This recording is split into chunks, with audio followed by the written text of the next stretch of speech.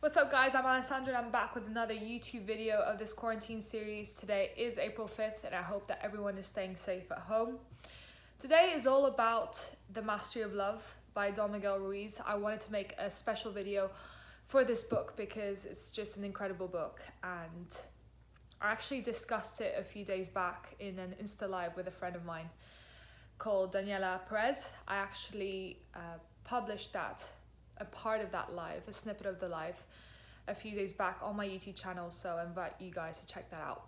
And we discussed, oh, by the way, she has a podcast with her friend Stephanie, who's a psychologist, and it's called Words for the Soul, so I invite you guys to check that out. We'll put a link down below so that you can access it directly with one click. And they speak about psychology, spirituality, minimalism, on just how to be a better version of yourself, and they give really good tips, so go and listen to them, they're great. This said, with Daniela, we actually focused on self-love and unconditional love. And the reason why I want to speak about The Mastery of Love today is because it's an incredible book that anyone can read and anyone can understand, which isn't a given because there are some books that are easier to read than others, but this one is literally accessible to everyone. Whether you apply the concepts or not, that's a different story, and that's what makes a world of difference. And that's how I felt in the past. I would read something and I wouldn't necessarily apply it. And now that I've started applying the concepts of The Mastery of Love to my actual daily routine and to relationships that I have, then things have been flowing pretty well, and they've been doing quite well actually, so I'm pretty happy. And I thought, why not share these concepts with you guys and actually invite you all to read the book, because it's an easy read and it does make a world of difference. It changed my vision of relationships, of life, and actually the vision of myself as well. So we all have preconceived notions of what a perfect relationship should look like. We all think, oh, that perfect prince, or if you're a guy, then, you know, princess should look like and be like and act like. But at the end of the day, the only perfect relationship that you can have is with yourself, because number one, you're not responsible for other people's actions, and two, people are not responsible to fill the voids within you. You have everything that you have within you is what you need. And therefore, when you realize that you can give yourselves acts of love and you can fill those needs, then life becomes so much more simple and so much more enjoyable, and your relationships as a consequence become a walk in the park.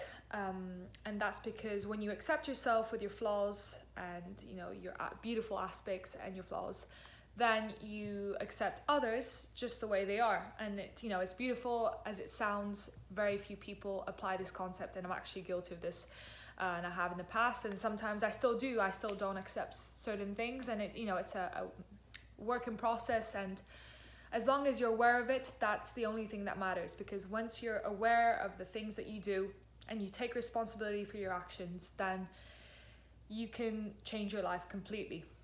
And so today is all about self-love, unconditional self-love, not conditional self-love, which is basically ego.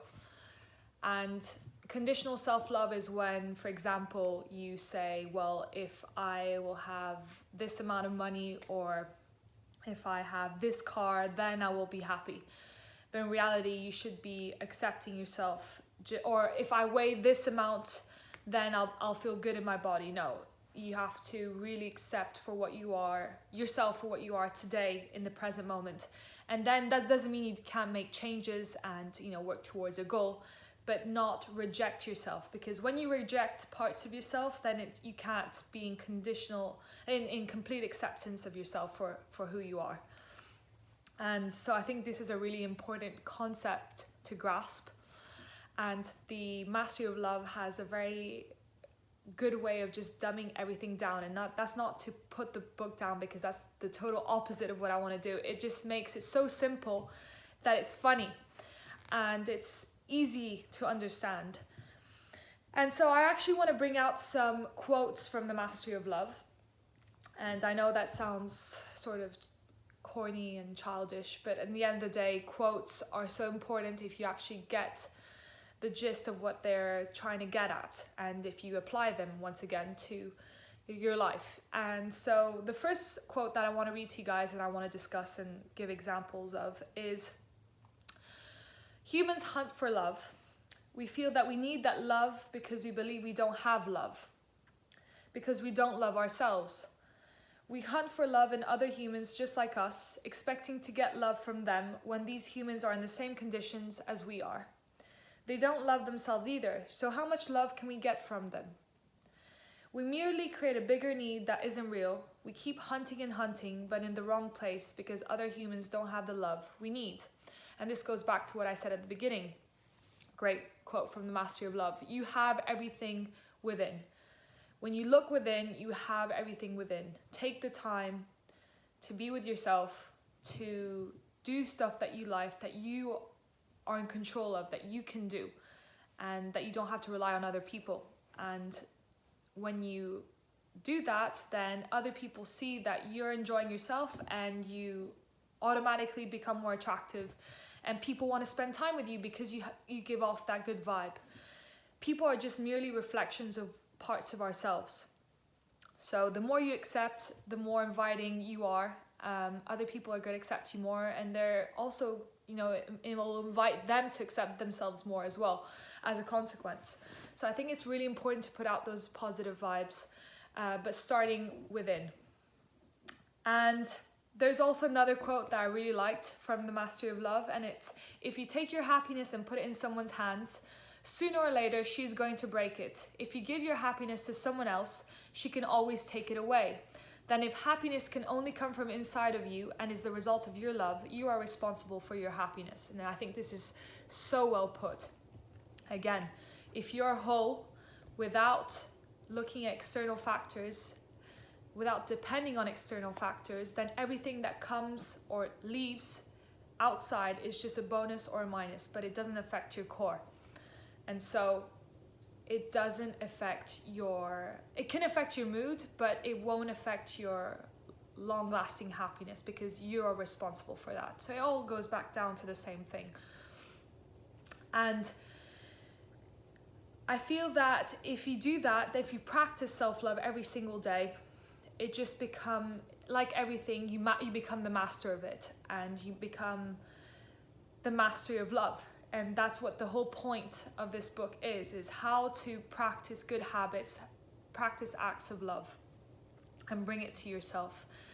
And everything else will fall into place. Also, the only need of our mind is love. And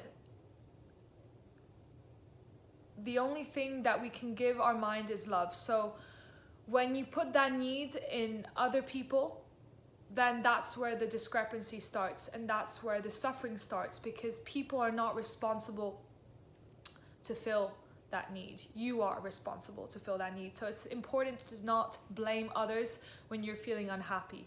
You're the only one to blame. And so that's another, when the need is in the mind, you cannot satisfy the need. We have physical and mental needs. Mental needs is giving ourselves love. Physical needs is shelter, rest, food, that, also there. Give yourself food that nourishes yourself. Like, you nourish yourself with love. Don't nourish yourself with crappy food, junk food, because again, you're not performing an act of love there. And you're not listening to your physical needs. It's important to make a distinction between needs and wants. Wants is usually ego driven, so it's immediate satisfaction. So it could be a cookie or a chocolate, or things give you instantaneous pleasure, but doesn't benefit you in the long run. And whereas needs are actual real needs that we need to survive. And when you listen to those needs, everything changes. And I sort of understood that with this book, but even beforehand, reading other stuff as well that I will share in other videos. Anyway, that is it for today. I think this is going to be part 1 of the Mastery of Love. I hope you enjoyed this video, and if you need more concrete examples, or if these are satisfactory for you, great. Don't hesitate to leave feedback and I will see you next time. Bye bye.